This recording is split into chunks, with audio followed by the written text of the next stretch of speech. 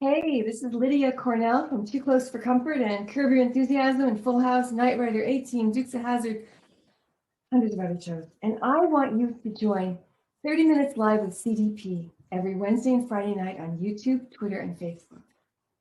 I'm going to be on the show soon too. Love, Chris. Hey, good evening, everybody. Welcome to Live with CDP podcast on this Wednesday, September 8th. I'm just waiting for my guest, Kelly Dudzik, anchor reporter for WGRZ Channel 2 in Buffalo, and the host of Midday from WGR, coming on as my guest tonight and talk a little bit more about her career with WGR and some news as well. So I'm looking forward to having Kelly on. She should be on shortly. So I just want to say thank you to everybody watching live tonight on my YouTube channel, on Twitch, and also Twitter. I'm not on Facebook tonight, but hopefully next week. So just give me about a minute or so, guys, and I will bring Kelly on. I'm looking forward to speaking to Kelly again. I had her on June 1st, so this will be her second time on Live with CDP. So, and also, guys, if you want to, you can follow Kelly on Twitter at Kelly Dudzik, WGRZ, and that's where you can follow her on Twitter, or you can check out WGRZ.com as well for their website. So, guys, just give me a minute, and I will bring on Kelly right now. Good evening, Kelly. How you doing? Hi, good. How are you? Can you hear me okay? Yeah, can you hear me and see me? Great. Yeah. Okay, no problem. And I have Elsa here too. Which one is that? Which cat is that? This is Elsa the tortie. She's actually Oh, the Elsie. oldest. Yeah, but Oh, okay. we adopted Blanche first, but we adopted Elsa when she was about a year and a half old. She was a mom, and we adopted her from the City of Buffalo Animal Shelter. My lazy cat Latte is sleeping on my new Lazy Boy recliner right now. She's on the recliner more than I am. That sounds about right. Yeah. But I'll tell you that she's much happier with the cooler temperatures. Yes, ours are too. Ours are too. Definitely. So, how was your day? It was good. It was chaotic towards the end. There was an issue in the studio where the audio board wasn't working. So instead of Most Buffalo today at 4, we aired a special that Pete Gallivan had recorded earlier. And then we had to make some changes to our newscast because we had some microphone issues. So at 5 o'clock, Scott anchored by himself. Then at 5:30, Kate anchored by herself, and that's when Most Buffalo aired. And then at 6 o'clock, Mary Alice anchored by herself. So there were a lot of quick changes that had to happen because of that technical problem. Which, like I said, does happen even with podcasts Yes. as well. So I always try to have a backup plan just in case there's an issue with a guest or something like that. So, or I've learned how to ab-lab and just keep talking as well. Exactly. And that's key. So today, what we did is we just recorded a bunch of our stories instead of doing them live in the studio, since we had those issues where we had limited access for microphones. I guess it happens from time to time as well. Yeah. But everybody Definitely. adapted and the shows went on for the most part. So hopefully it'll be fixed before the 9 o'clock newscast and the 11 o'clock newscast, and hopefully before daybreak tomorrow morning. I would think that they would figure out a solution by then, because that's a 2.5 hour newscast to do with just one anchor is difficult, or to do with like limited people that you can hear from. Because I think tonight we were just limited to a meteorologist and one anchor. Wow. I was going to Yeah. say these IT guys are very important for your job as well. Mm-hmm. How many do you Yeah. have? How many do you have at WGR for IT guys?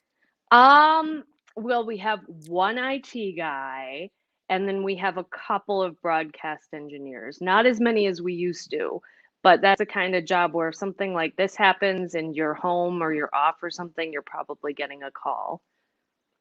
Okay.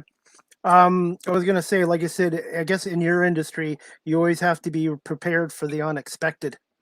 Yes, absolutely. Because a piece of equipment could break, like it did today, or your story could change. And that's happened to me a lot, where you're working on one story in the beginning of your shift and then something breaks. There's breaking news, or your story falls through because you can't get the interviews you need, or there's a snowstorm that happens, something like that could happen. And then your whole day changes just at the drop of a hat. That's one thing. It's always interesting with what you're telling me. It's never every day is totally different. Absolutely. Every day is totally different. Um, you might go into the day thinking, oh, I'm probably going to be working on this story, and you end up doing something totally different, something unexpected. Yesterday, I know that Ron was originally assigned to a different story, and then there was a minivan that drove into the water, and he was out there covering that all day. So that's something like that's an example of a breaking news situation where he was assigned to one thing, got switched to another thing, and was out there all day just because in order to know what's going on, you have to physically be there. You can't just be in the office. Okay.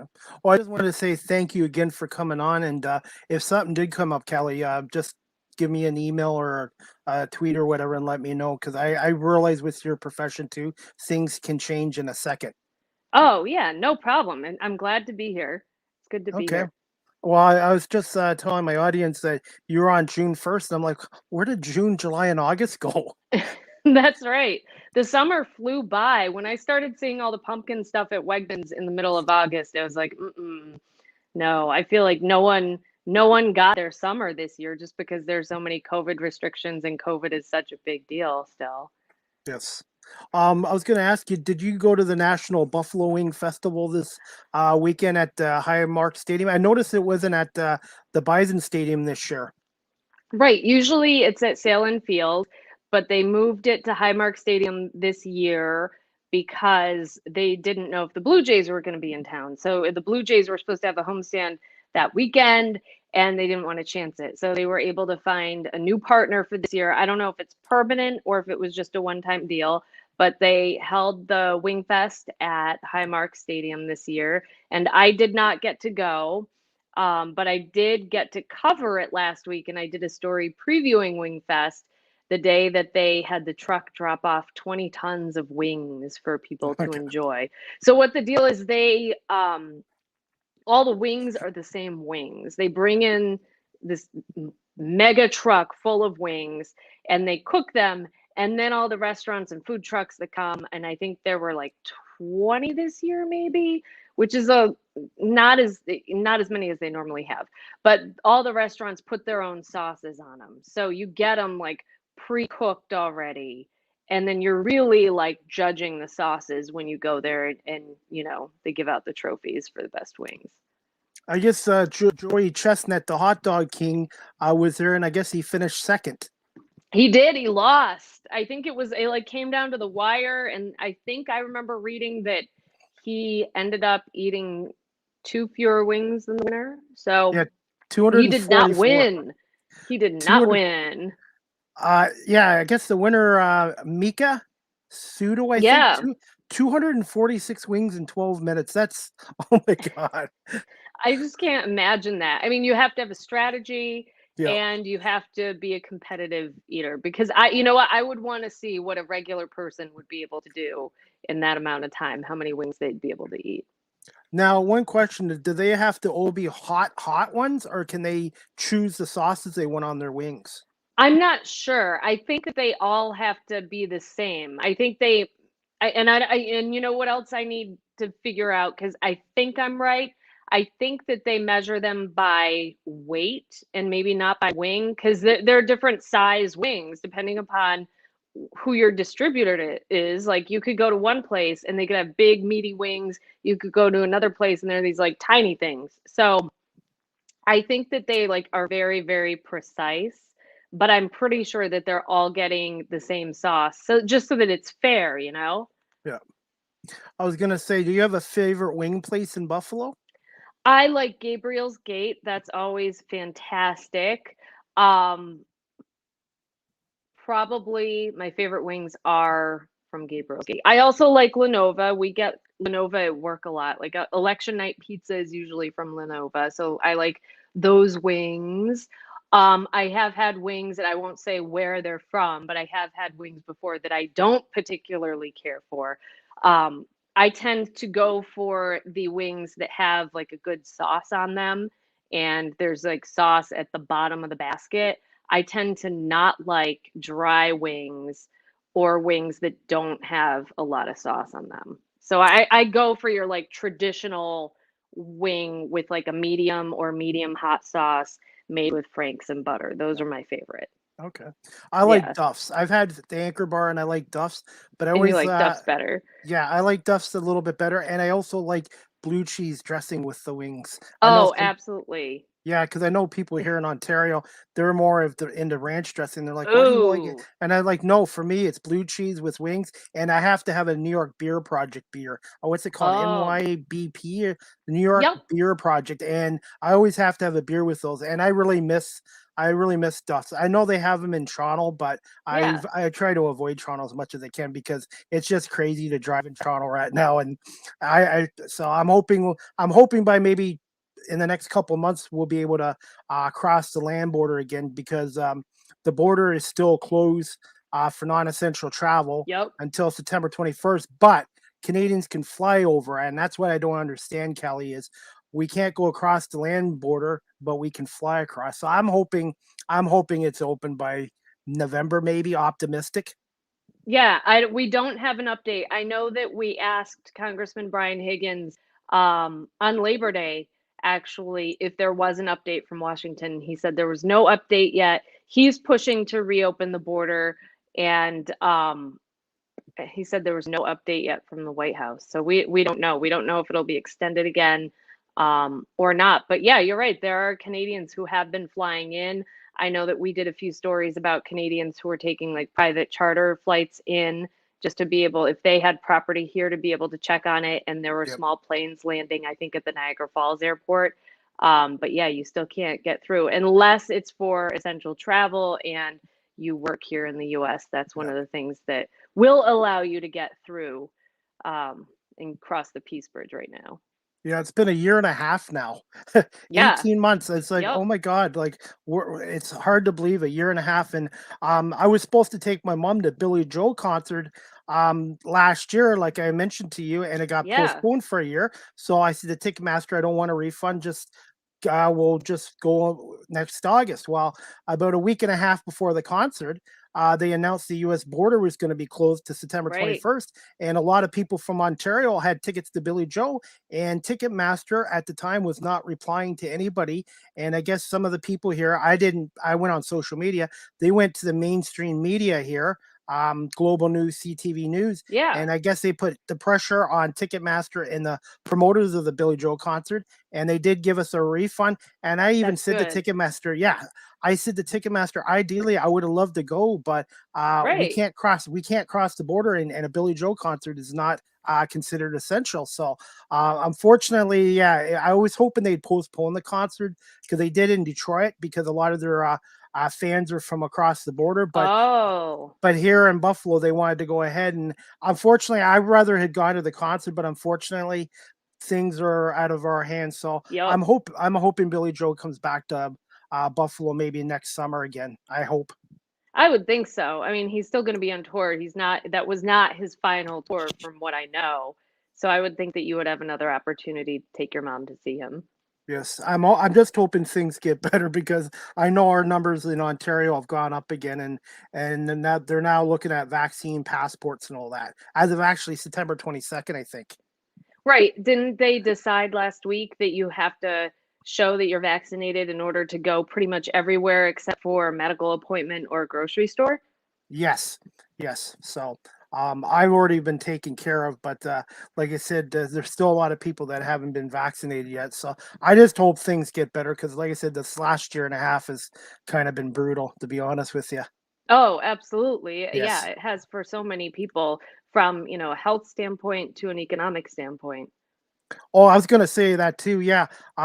Even the border cities must be hurting too because I know Port Huron, Michigan, which is just across from Sarnia, they used to get a lot of Canadians come over, and then obviously Niagara Falls, Ontario too. So or New York, sorry.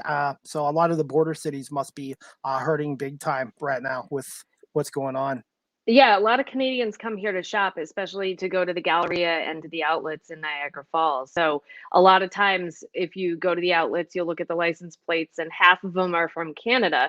So I know that, a lot of our communities have lost out on millions, probably at this point, billions of dollars that the US has lost out on, Canadian dollars that Canadians would have spent here in the last year and a half.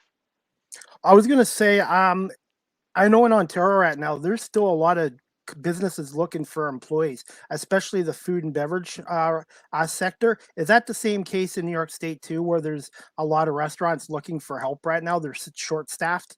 Yes, yes. In fact, there are restaurants that are adjusting their schedules for their normal, like, fall, winter schedules, but there are also restaurants that are saying, we're having to change our hours because we don't have enough people working here right now. So there are restaurants that are dealing with that issue, scaling back. They haven't bounced back yet. Or maybe, it's not an issue of them not being able to find people to work. It could also be an issue of,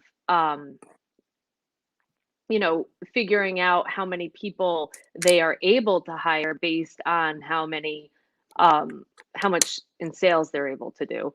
So I'm not sure what the real issue is. Different people say different things, but there are definitely a lot of help wanted signs up. And I know here in the US, the extra $300 in unemployment from the federal government that people were getting went away this week. So people are kind of waiting to see if that will mean that more people are looking for jobs who maybe weren't, if they were on unemployment, or what the deal is, or if places have to start raising wages. That's been a big debate as well. But there are a lot of restaurants in Western New York that have had to change their hours. There have been some that have had to close because they haven't been able to find enough help. And it's the same here too. One of the things was when this pandemic struck, the government here gave out CERB, and it was $2,000 a month. It wasn't even taxable, and a lot of people were making more money on the government $2,000 a month than some of their jobs in some cases. And it's been now hard for people to get off that and to get back to Yeah. work too as well. So, and I was gonna say it's gonna take a long time to recover from this pandemic economically in your Yes. country and Canada. Yep. Yeah. Okay. Are you okay for a little more time? I was just going to ask you some Sure. questions. Yeah, Okay. absolutely. Okay. Absolutely. Okay. First one I wanted to ask you, Kelly, what's the latest story you're working on for WGR Midday? And again, can you tell my audience quickly what a normal day, if it's a normal day, is Yeah. like at WGR? So there really is no normal day because every day is different. But today, for example, I did some training and then I covered Governor Hochul's press conference. She held a COVID-19 update, and it was not here in Buffalo, it was downstate, but I was able to join the Zoom meeting. And she took questions from reporters who were there in the room, and there was limited capacity because of COVID. And then there were also reporters who were on Zoom who were asking questions. And so I covered that, and I wrote three stories. I did three stories for 4, 5, and 6 about that. And what I did is that didn't happen, and it was supposed to start at 1:15, and it didn't start till after 1:30 because all the media people had to get in and get situated. So by the time it was over with, it was about 2:30 in the afternoon, and I was supposed to be on the air at 4 doing a story, but then those audio issues happened, so we didn't have a 4 o'clock newscast. But anyways, I still had to get the story written like it was going to go on. Like, you've got to get everything done. So at 2:30, I had three stories I had to write. And what I usually do is I write them in the order that they're going to air. So I get the 4 o'clock done first, then the 5 o'clock, then the 6 o'clock. And so I had to figure out from that hour or so long press conference um, what my three angles were going to be, because I want different stories to air in each newscast. So I figured out what topics I was going to do. I figured out what sound bites I wanted to use. I had to transcribe everything. So everything that Kathy Hochul said that I was going to put on TV, I had to type out by hand what she said so that it could go in closed captioning and also go on the story that I wrote up for the web. And then I had to write the rest of my story, put in all the graphics like what you're doing for your podcast. I had to type in all the graphics, make sure they're all spelled the right way and in the right format. Find file video that went with the story that I wrote. So, like, the first story was about whether kids would have to be vaccinated to go to school, because right now there is a mask mandate for kids in school, but there's no vaccine mandate for the COVID vaccine for 12 to 17-year-olds yet. So that was the story I wrote for 4. got all that done, and then we realized that we weren't going to have a 4 o'clock newscast. So then I wrote the 5 o'clock story, and then I wrote the 6 o'clock story. And because we couldn't be in the studio at 6 o'clock, I found a photographer who was able to shoot video of me doing the story outside. So we did what's called a look live. So it looked like I was live, but I'm not. And they don't like say, oh, we're going live to Kelly. They just like toss to me like normal. So the video they aired at 6 was actually recorded of me outside, and we had to do that because we didn't have enough microphones in the studio that we were able to use.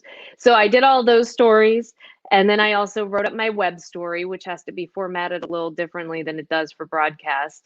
And then somebody who runs our website like approved it and proofread it for me and posted that. And yeah, I made sure all my social media was up to date. So like during Kathy Hochul's press conference, I had to tweet out what she was saying and monitor my posts on Facebook and Twitter. So that was my day today. On typical days, which I normally anchor midday, my day starts with an editorial meeting on Zoom. They're still being done on Zoom.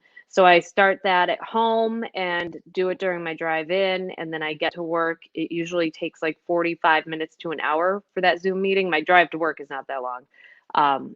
But then once I get to work, I start going over scripts for midday, and I copy edit them. Like I'll change some words around if something's written not in a way I would say it. I'll just switch a few things around. I proofread all the lower thirds of the graphics that you see on the screen with somebody's name on them. Like I look through to make sure there are no typos. And then I anchor midday at 11 a.m. And then after that is when I get to start working on the 3 stories I'm doing for 4, 5, and 6. Okay. Question. So it's a long answer, but that's okay. No. what a typical day is. Okay. Quick question on this one. How long does an average story take you to write approximately? Ooh, that's a good question. I could get a story written in less than 5 minutes. I could also take a couple hours to write a story. It depends upon what the story is. The stories that I did today about the governor, those were pretty easy for me to write because I watched the press conference in real time when it was happening. And, I know the topics I was covering pretty well because I've been covering them for 18 months. But if I'm doing a feature piece about a cancer survivor or about a topic I'm not super familiar with, or it's something that's not airing that day, that could take me longer to write. And I would say, if there's a longer interview, because it's a feature piece, that's something that would take me longer to log that interview. So that story could take a few hours to write. But if it's something that I'm doing that day, like today, I probably wrote the story for 5 o'clock in 5 minutes. Like I can get a story done pretty quickly if I have a tight deadline.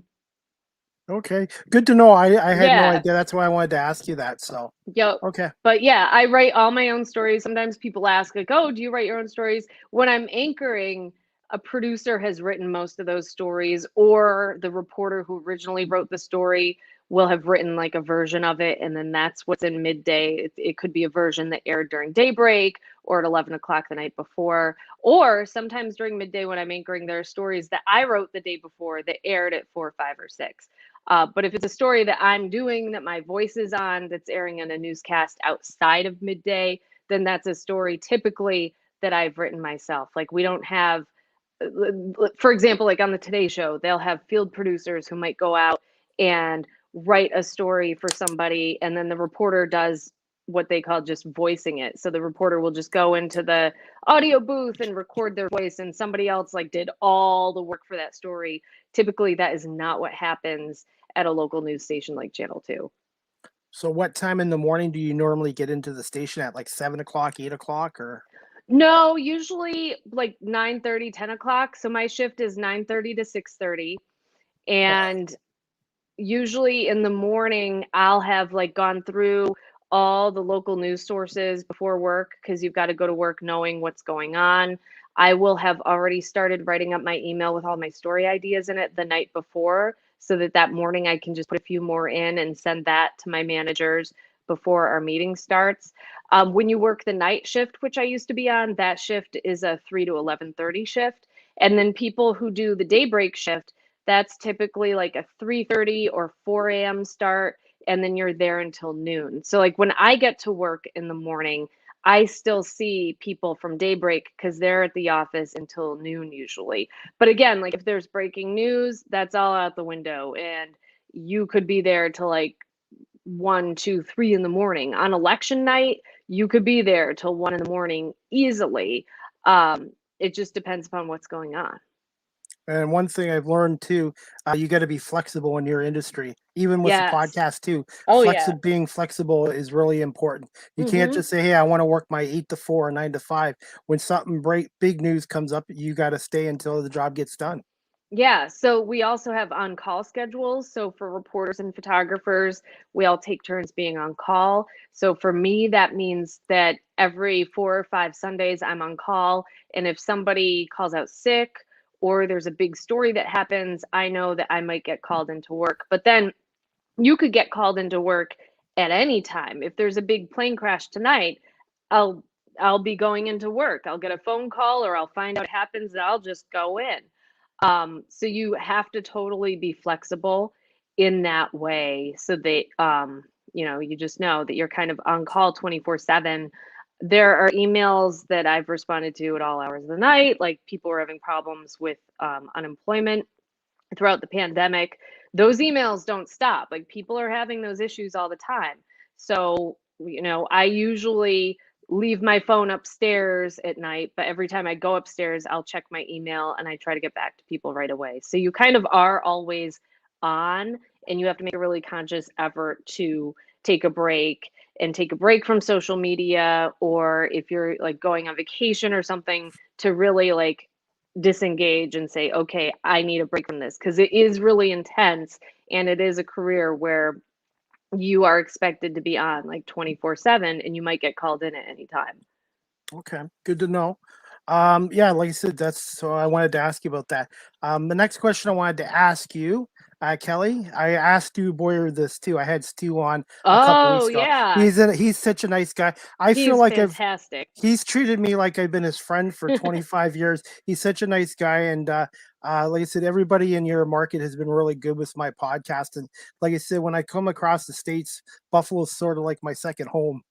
Oh, that's great. So That's yeah. great. So there's one guy I just can't get on. He has come on twice, Dave Jixter from 97 Rocks, but for some Oh, reason, yeah. every time he comes on my podcast, there's some kind of technical problem where he can Oh, hear and see me, but he no. can't hear me. So I said to Dave, we're gonna try one more time at the end of September because he's a really good guy too, as well. He's great. He's great. And yeah, to do a podcast, you kind of have to be able to hear each other. Definitely, yes. So for me and Dave seem to be jinxed so far. So I'm hoping Wow. the third try will be the lucky one. Yes. Yes. Definitely. Okay, this one I had to ask you. Thoughts on a new stadium for the Buffalo Bills, and will the New York State taxpayers cover the cost? And I guess for the major renovations needed for the KeyBank Center for the Sabres as well. And has a location been finalized, or are they still in talks about that? So, what I can tell you is what I learned from the AP reporter who covered this story was that last week or this week? That was last week. Last Thursday, the Bills held practice, and I did a story about the new stadium. So, the latest information is that the Pagulas did this study and they've decided that if it's totally up to them, now remember, the county is a stakeholder in this situation and the state's a stakeholder in this situation. So, this is all being negotiated right now, kind of, behind closed doors, unless we get information like the AP got information last week about the Bills Stadium. So as of right now, Pagula Sports Entertainment is saying that they want to do it in a parking lot across the street from the current stadium, that it would be a new stadium, and that it's not financially feasible to renovate the current stadium because there's too many infrastructure issues. It's, 50 something years old, and the whole like upper deck area, there are problems. Like people have said that they're sitting up there and there's like rain dripping through. Like there's structural issues with the stadium. So it's looking like as of right now the stadium would not be going downtown Buffalo, and there were people who were pushing for that. that it would be going in a parking lot across from where the current stadium is, and that it would cost, I think, $1.4 billion or $1.9 billion. I think 1.4. I think 1.9 was what it would cost if you did it in downtown Buffalo, because you had to also do infrastructure work in that location. But they have not decided on whether taxpayers would foot the bill. I know that we've done stories where we've looked at what other stadium situations were, and taxpayers have paid for part of it. But I think that this is a situation where the Pagulas have said that it's not going to get done if taxpayers don't pay part of it. But we don't know how much that will be just yet. Okay. One thing I read, they only want to have 60,000 seats. Yeah.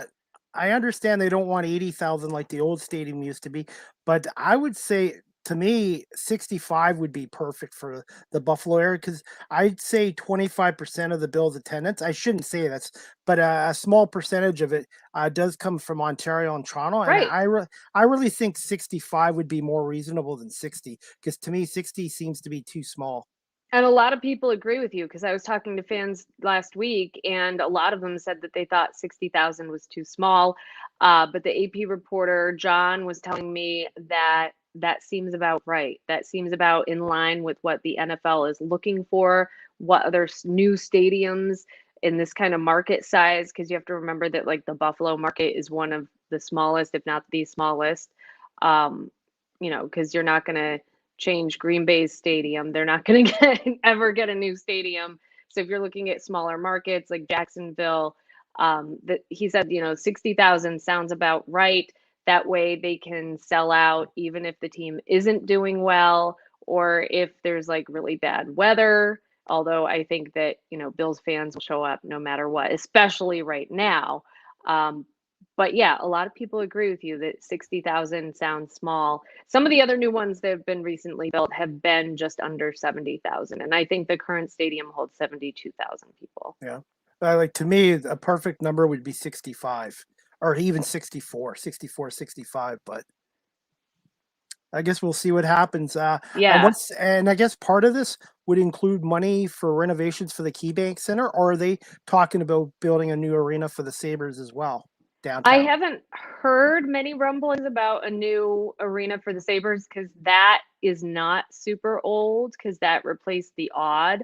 But I have heard talk about more renovations there, and I know they have done recent renovations there, but that I think is a separate issue. Although who knows? Like the Pagulas could decide to wrap it into the Bills issue, but because the Bills lease is up in 2023, I feel like that's the most pressing issue right now that they have to figure out, and that it's kind of like, two separate things, especially once you decide that the stadium is going to stay in Orchard Park and not come to Buffalo. Okay. I just wanted to ask you about that anyway. So, but as much as I like the old stadium, it is probably time for a new one, because it is kind of outdated compared to all these new stadiums nowadays. Yeah, exactly. And when you think about like the fan experience and the different areas of the stadium, they're also, it's a business, so they're going to be looking at ways to make money. I don't know if they would have like more suites available, more fan experience areas, with special themes, things like that. I would expect to see those in a new stadium, just because that's what other new stadiums across the country have had. Okay.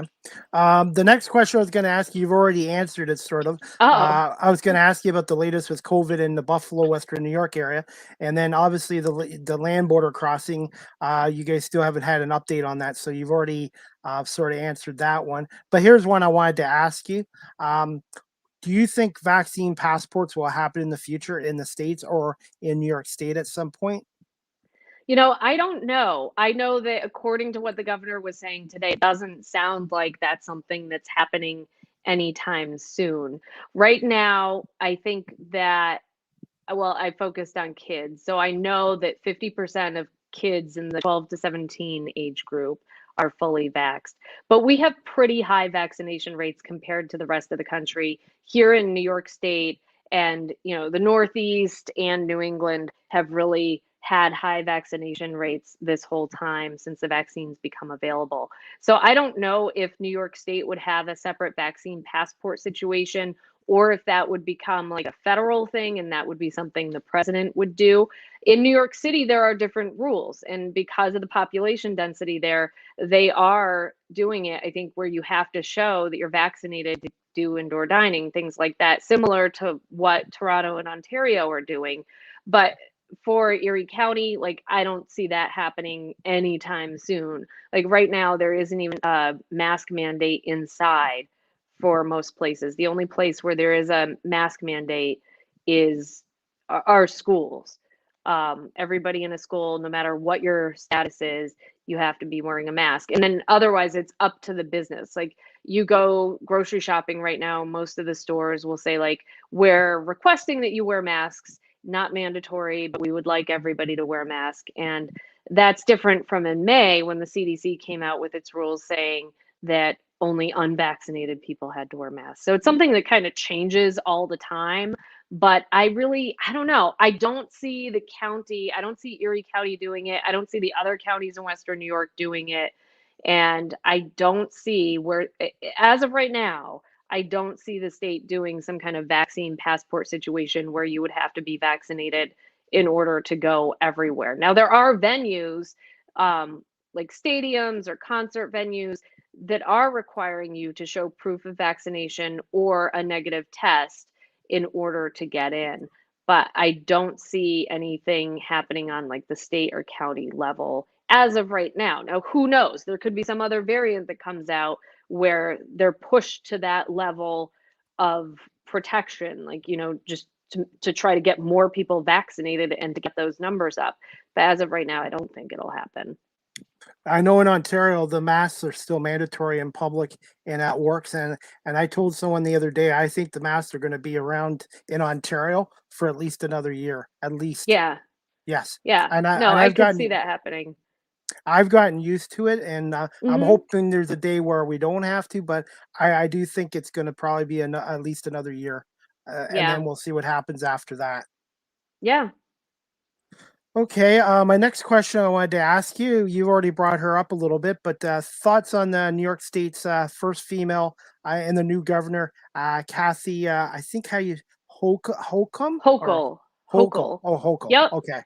So the cool thing is that she is from Western New York. She's a Western New York native. She's from Hamburg. She served in Congress before. She was also on the town board. So she not only as the first female governor of New York State, which I think surprised some people, but she's also the first governor who's not from the New York City area or from downstate in like a really, really long time. So the fact that she's actually like calling on reporters who are from here and her press conferences is really cool, because there were some days where Governor Cuomo was only calling on people from New York City or Albany. But she definitely has traveled the state, and as lieutenant governor was somebody who visited every county every year. And so she really like has been out there talking to people. And I think so far, there's always a honeymoon period, but it seems like so far people are generally pleased with her. And she has been more open with information. Her press people have been easier to contact and get information from so as far as my experience has been. Okay. Um, how much right now, obviously with Governor Cuomo, the former governor, resigning, um, how many more years does she have to before she has to run again for state governor? Yeah, because our elections are so different. Like you guys are in the middle of your federal election right now, and it Yes. lasts what, like 36 days or something. It's very Hmm. short. And, you've probably seen that right now in the US, people are already talking about who's going to run in 2024 for president. So, as far as the governor's race goes, Kathy Hochul will fill out the rest of what would have been Governor Cuomo's term, because he was um, reelected in 2018. So he was first elected in 2010, then 2014, then 2018. His term would have gone through the end of this year. So she'll fill out the rest of the term, actually past the end of this year. She will run for reelection in November of 2022.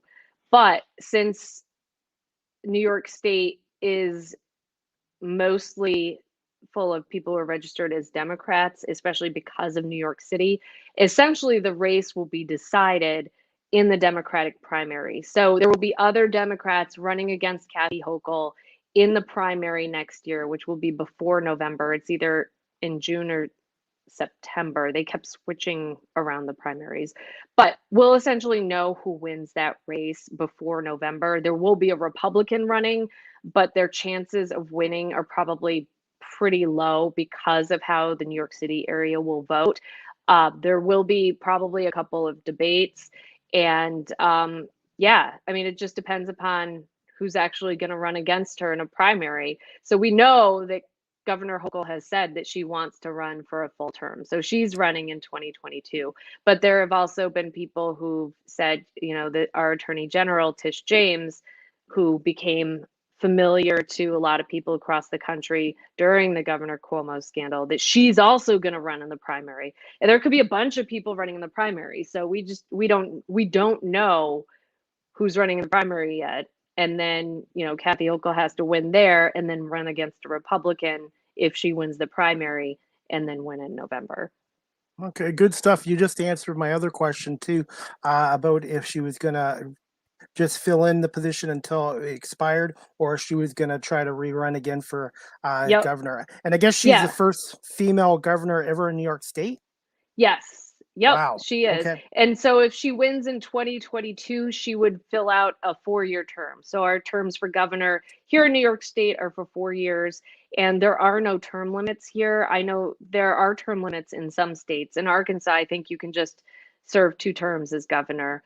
When I was there, Mike Beebe was the governor, and he was term limited out, so he couldn't run again. But New York State does not have term limits for governor. So that's why a lot of people were assuming that Governor Cuomo was going to run again and be in there for a 4th term. But now that is not going to happen. Yes, definitely. Okay. The next question I wanted to ask you, I hope you're okay with it. I was going to ask you anyways. What are your overall thoughts of the U.S. pulling out of Afghanistan after 20 years? Ooh. So, yeah, I mean, that has been a big deal. And I feel like this week maybe has fallen off the radar of some people.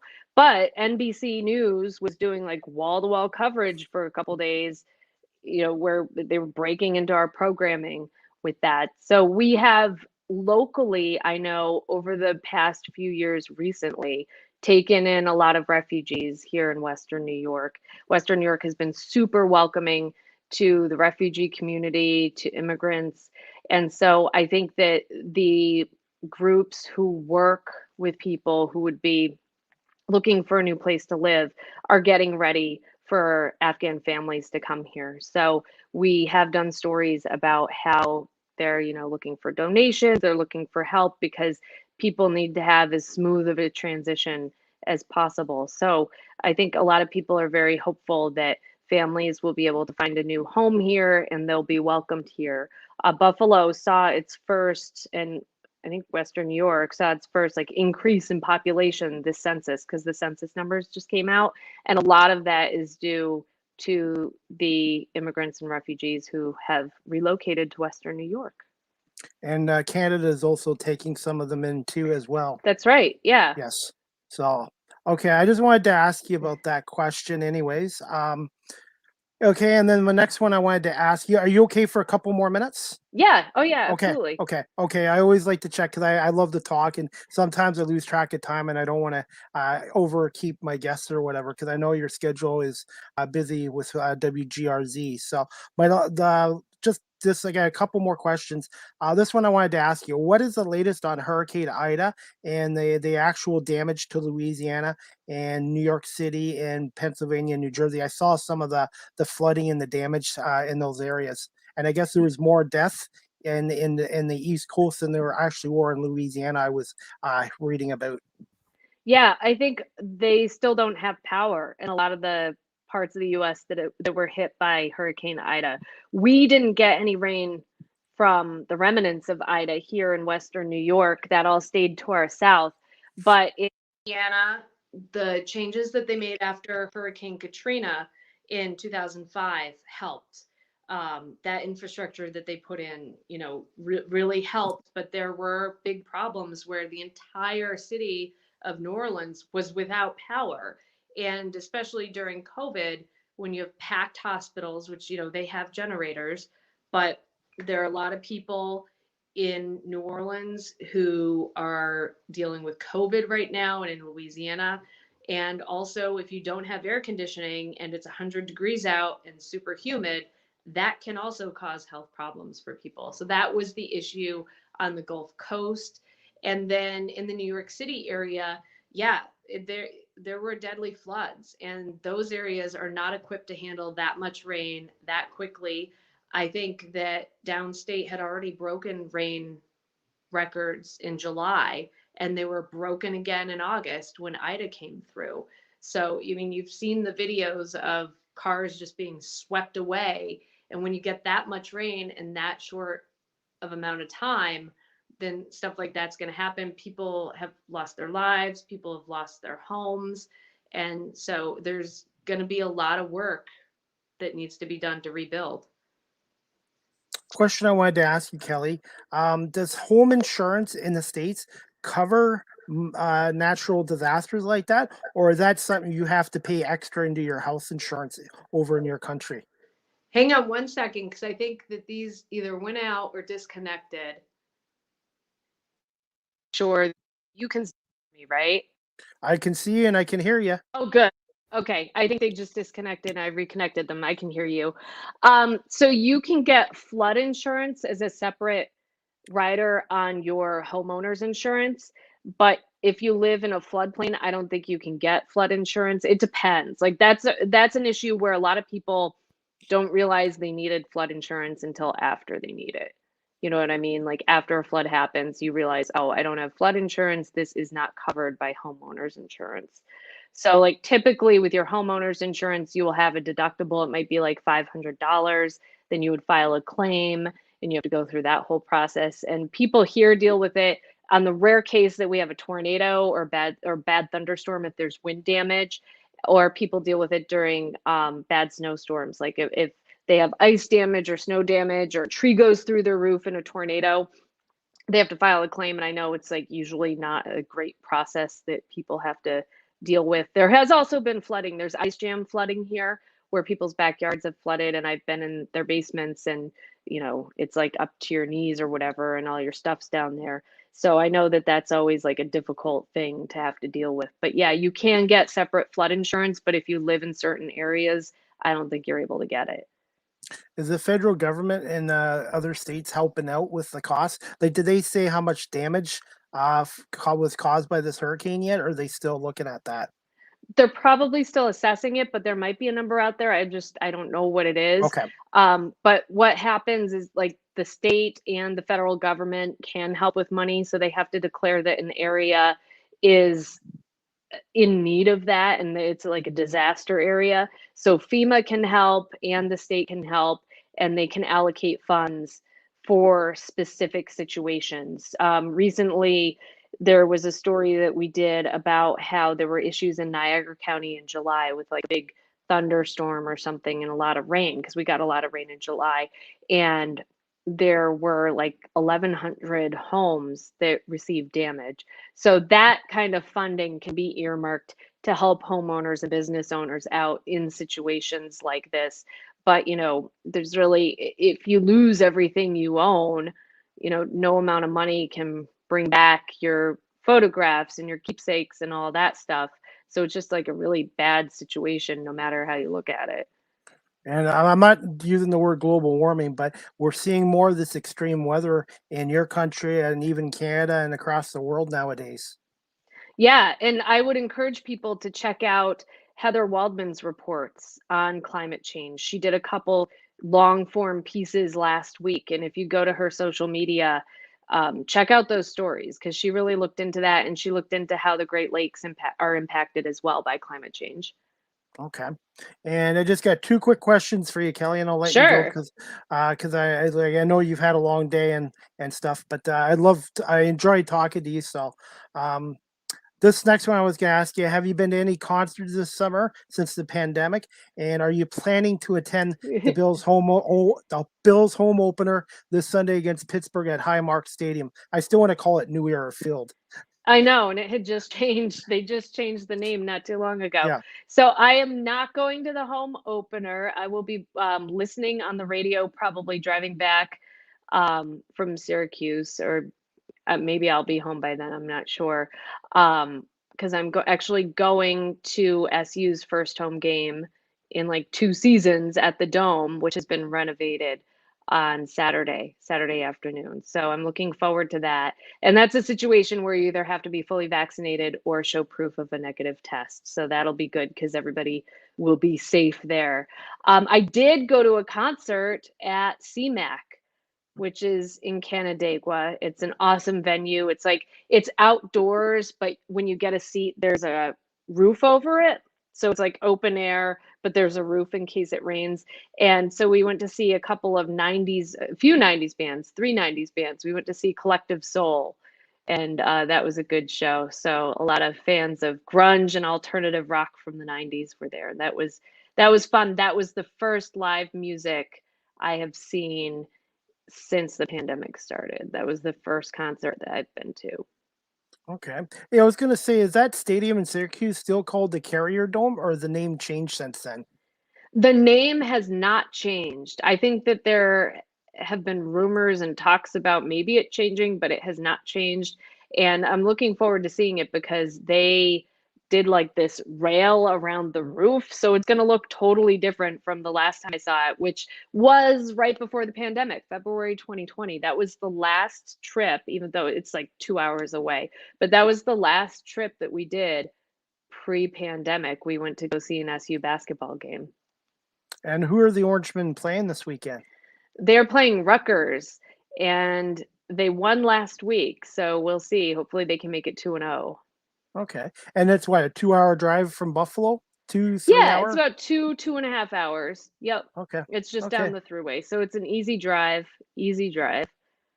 Okay. And last question for you. I had to ask you before I let you Sure. go. Yes or no, the Bills finally win Super Bowl 55 in Los Angeles this year.